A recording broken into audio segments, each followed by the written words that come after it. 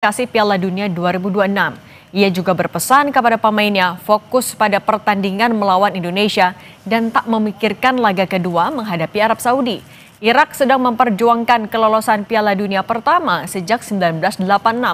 Ia meminta 3 kemenangan terakhir melawan Indonesia jangan membuat anak asuhnya memandang remeh skuad Garuda.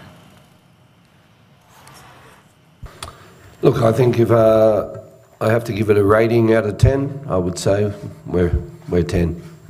إذا أعطيت تقييم لانضباطنا فإحنا انضباطنا 10/10. Discipline from the boys has never been an issue for me. They've been fantastic. He's talking how prepared are we? 100%. 100%. Ada 3 pemain Irak yang patut diwaspadai oleh barisan belakang timnas. Yang pertama, Ayman Hussein. Dia menjadi ujung tombak Irak yang wajib dikawal ketat. Hussein merupakan pemain paling produktif dengan torehan 32 gol. Ia mencetak 1 gol saat Irak mengalahkan pasukan Garuda 2-0 di Stadion Utama Gelora Bung Karno. Yang kedua ada Ali Jassim. Setiap jumpa Indonesia di kualifikasi Piala Dunia 2026 dan Piala Asia 2023. Aksi Jassim selalu merepotkan. Jassim juga mencatatkan namanya di papan skor dalam pertemuan terakhir kedua tim.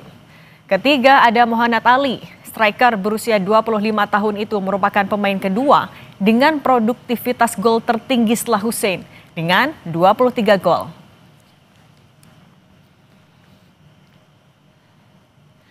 Skema 3-4-3 menjadi alternatif setelah formasi 4 back tak berjalan optimal saat lawan Arab Saudi. Jika formasi ini yang dipakai, maka prediksinya akan sebagai berikut. Untuk posisi penjaga gawang, Martin Paes besar kemungkinan kembali jadi pilihan utama. Komposisi pertahanan ada potensi perubahan. Kluivert kemungkinan kembali memakai 3 back sejajar. 3 pemain yang kemungkinan dipilih adalah Rizky Ridho, Jay Itzes, dan Justin Hubner. Sedangkan posisi sayap sepertinya akan diberikan ke Kevin Dix dan Calvin Verdonk. Jika opsi ini yang dipakai, kemungkinan besar Tom Hai dan Joey Pelupessy berduet di lini tengah. Terakhir, posisi Trisula di depan akan diberikan ke Emiliano Jonathans, Ole Romani, dan Ragnar Oratmangun. Apa harapan dari pendukung timnas jelang laga melawan Irak di putaran 4 kualifikasi Piala Dunia 2026 zona Asia? Kita berbincang dengan pendukung timnas di Arab Saudi, Ahmad Zulfikar Fauzishi. Bung Fikar, selamat petang waktu Indonesia. Halo, selamat siang dari Jeddah, Arab Saudi. Bung Fikar, ini setelah kita menelan kekalahan, hari ini kan malam ini ya kita akan melawan Irak. Kalau teman-teman di sana bagaimana menjaga asa agar tetap optimistis? Nah, kita kumpul, kita makan bersama, kita diskusi, kita lagi mau cari cari gimana kita bisa optimalkan dukungan terhadap timnas Indonesia, gimana juga soal banner dan bendera-bendera kita mau bawa. Ya, kalau saat ini kan pertandingannya kan laga krusial ya, jadi kita juga lagi komunikasi gimana kita cara maksimalkan juga chance yang kita mau nyanyiin untuk timnas Indonesia, gimana gitu kita benar bisa dapat efek yang optimal seperti di GBK. Kalau menurut saya itu kemarin sih kurang optimal karena ya memang gimana di laga lawan Arab Saudi karena emang seats-nya emang terbatas ya buat fans Indonesia. Kali ini itu jauh lebih luas soal tiketingnya karena itu tidak masalah. Jadi kita juga optimalkan kesempatan itu juga untuk mendukung timnas kita. Ada kuota nggak sih yang disiapkan untuk timnas itu dapat berapa?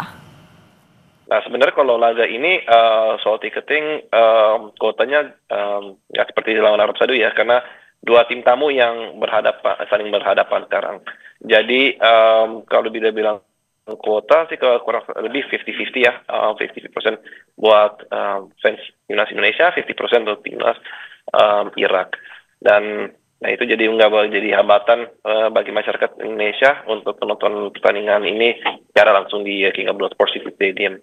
Nah kalau misalnya kan Bung Fikar juga kemarin nonton langsung ya ketika melawan Arab Saudi. Apa yang menurut Bung Fikar bisa diperbaiki dari timnas agar malam hari ini bisa pecah telur menang lawan Irak? Nah, kita semua bisa lihat ya, penampilan timnas Indonesia lawan Arab Saudi, ada beberapa momen yang sangat krusial di dalam laga itu. Hasil dari, ya bisa dibilang error ya, individual error, atau kekurangan kekompakan antar beberapa pemain. Dan harapan saya pribadi, pelatih timnas Indonesia juga lihat momen-momen tertentu seperti itu, dan juga ya juga berubah susunan pemain supaya bisa mengoptimalkan ya asa kita untuk melaju ke babak berikutnya atau dapat tiket langsung.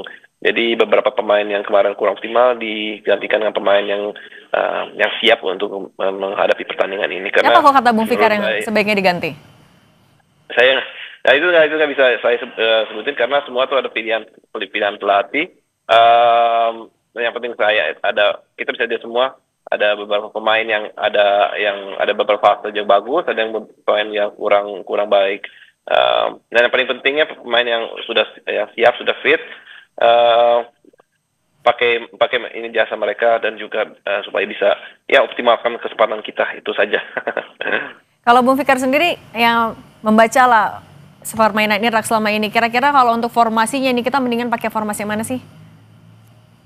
Nah ya, kalau kita lihat dari ini ya, soal formasi itu juga balik lagi ke ini pilihan pelatih ya. Tapi kalau buat formasi kita lihat di waktu sebelum laga sebelumnya, kalau formasi 3 back lawan tim tangguh kayak seperti Irak, nah itu juga cukup efektif juga untuk menghadapi ini serangan-serangan mereka. Walaupun kita kalah, tetap lawan Irak, kita waktu itu nggak kebobolan besar-besaran ya.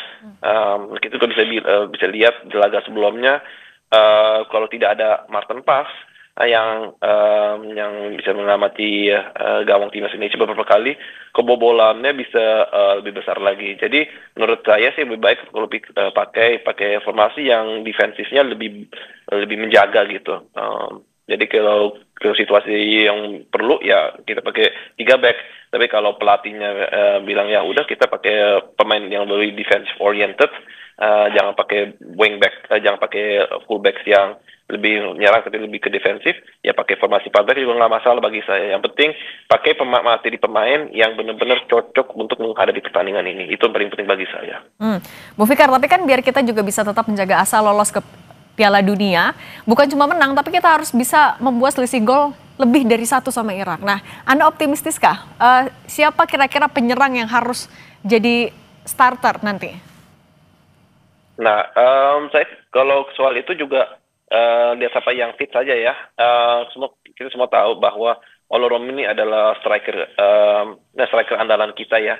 Tapi dia belum 100% fit, makanya kemarin dipakai juga di babak kedua.